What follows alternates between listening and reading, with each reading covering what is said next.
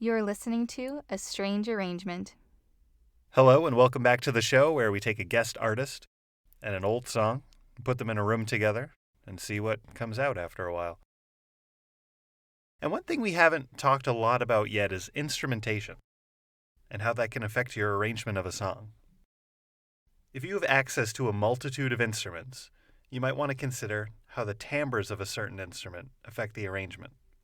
Timbre is the character of an instrument, different than the pitch that it plays or how loud it is. Basically, it depends on what an instrument is made of and how the sound waves move through the air. And that helps us tell the difference between an instrument such as the xylophone and the glockenspiel. It's the difference in sound between an acoustic guitar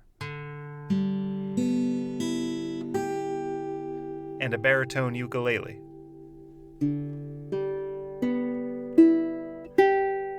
And it's even the difference between an ocarina and another ocarina. Why do I own two of these? And because each instrument has a unique sound and character to it, an important consideration is what instrument to use, where and when. If I want the melody in Auld Lang Syne to feel a little powerful, a little punchy, a tenor recorder might not do the trick.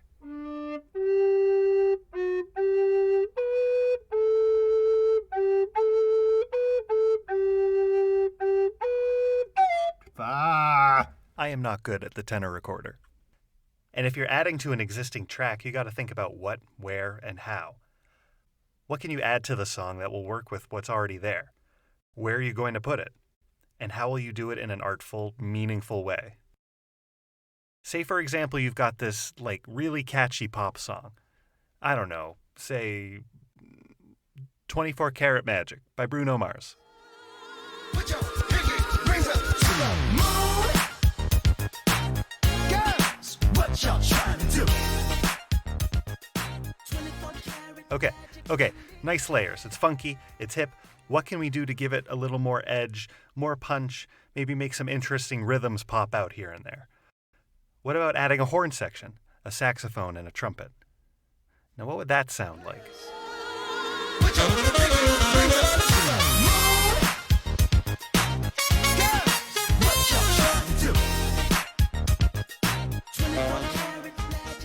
I'd like to introduce you to the Golub Brothers, a two-person horn section that plays around the New York area while simultaneously growing an online following by throwing wind instruments on top of popular songs on TikTok.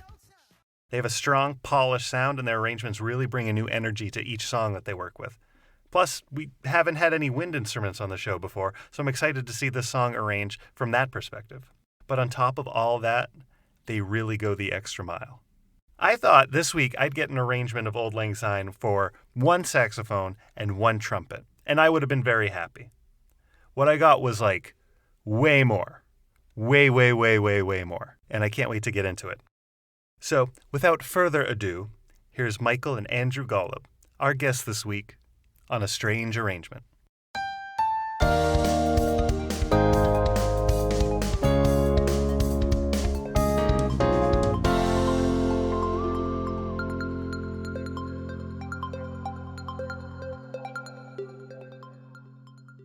My name is Michael Golub. And my name is Andrew Golub.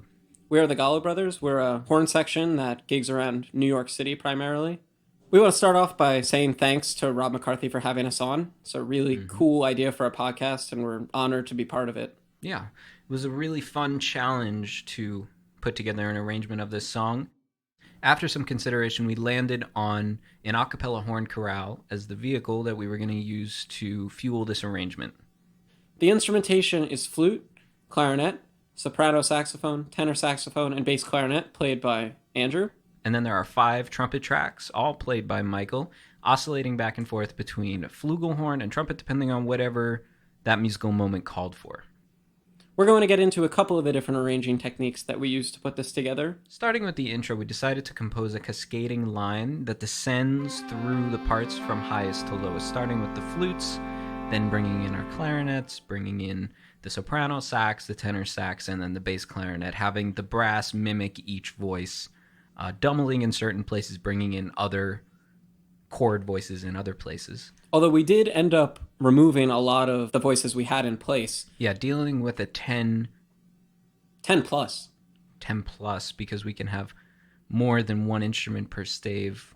We did, in certain cases. One that immediately comes to mind is in the intro. There's this chord in between. There's these two big chords with the brass and the woodwinds. And in between, there's one chord that's just flutes and clarinets. But it's full chords stacked with just those two instruments. So it's kind of interesting. That's not something you would normally see in, say, an orchestral setting or even a big band setting, because your 5 reed players wouldn't be able to cover the multiple flute and clarinet parts that we had in place. On the chords Michael's talking about, we ended up with 7 individual clarinet parts and 7 individual flute parts layered on top of each other to create this big cluster chord that then feeds into our third chord that is fermated, that we then reintroduce the brass and the rest of the woodwinds. And that leads us to the first big arranging technique that we're going to talk about, which is timbre and instrumentation and how that helps create dynamic contrast.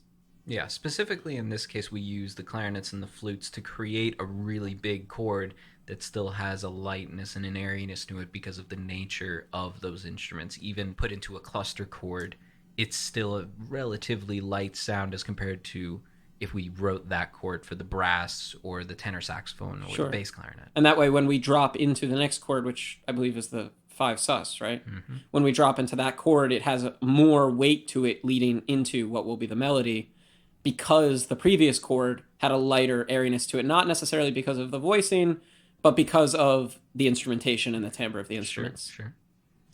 Moving on, we split the melody into 2 different sections. The first section, we want it to be a little bit warmer, so we gave the melody to the flugelhorn, while in the second section, we gave the melody to the trumpet, because we wanted the intensity level to be raised up a bit. In addition to the change in instrumentation fueling this higher intensity in the second half, the harmonic rhythm also plays a large role.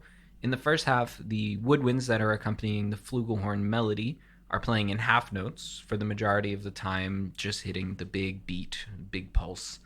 And then in the second half with the trumpet, we actually only used trumpet to outline the harmony and had all the trumpets playing in rhythmic unison. Moving back to the beginning of the melody for a second, we have the reeds supporting the flugelhorn melody. It starts out with 3, and as it continues, we add another one and we add another one. And this creates dynamic contrast and also an increase in intensity through adding instruments, not necessarily raising dynamic level, which is a really interesting way to build tension and to build intensity. In the second half, like we said before, we did want to build that intensity up. So to do that, we gave the melody to the trumpet and then harmonized that melody through all 5 trumpet voices in rhythmic unison. This whole section of the song was inspired by gospel organ voicings, and it's something you might hear in a gospel shout chorus. It sounds something like this if I were to play it on organ as opposed to all on trumpets.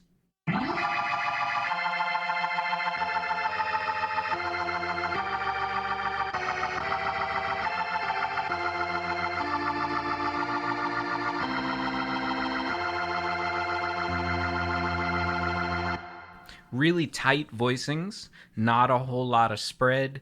Everything is basically within a third. And this creates, when arranged for trumpet, a very rich sound. Driving right to the end of the tune, we bring in the reeds once again to create sort of the climax after hearing these really tight and rich trumpet voicings, bringing in the lower end of the winds, bringing the intensity as high as it could go with the instrumentation that we created, right up until the end when we have that final cadence, and then it just lands on that big root note in the bass clarinet. We created this kind of opposite cascading rhythm, opposite to the intro. While the intro started high and descended, we start low and we ascend at the end to land on this last chord. In F major 9 with an added 6. And with that chord, that brings us to the end of our arrangement. We'd once again like to thank Rob McCarthy for having us on his podcast. It was super fun to be a part of it, and we hope you all enjoyed our segment. And now, here's the whole arrangement.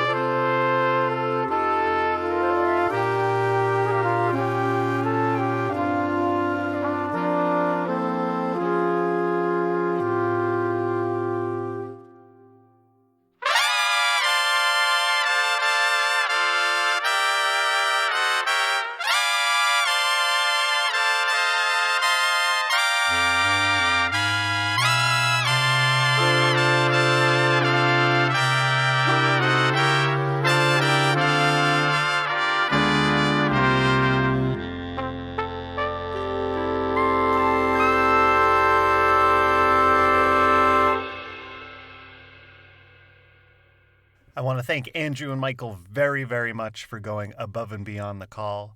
I think their music is amazing, and I hope you'll all listen to it. So where can we find your stuff? You can find us on TikTok, Instagram, and YouTube at Golub Brothers Music. Right now, we have a whole bunch of different arrangements that we've done of ourselves playing tenor saxophone and trumpet, but coming in the very near future, we have some original music planned and some live shows that we'll be sharing on those platforms as well.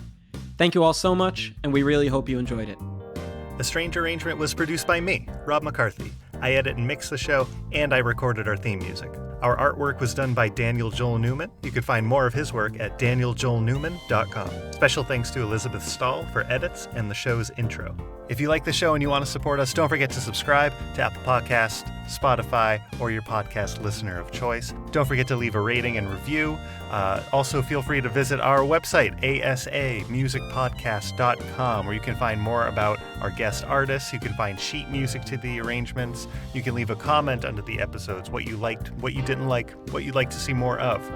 Next week, I'm going to talk about trying to use rhythm to trick your audience. So check that out next week on A Strange Arrangement.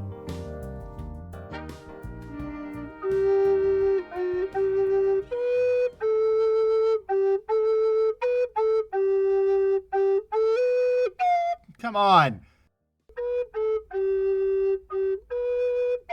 Why do I own this?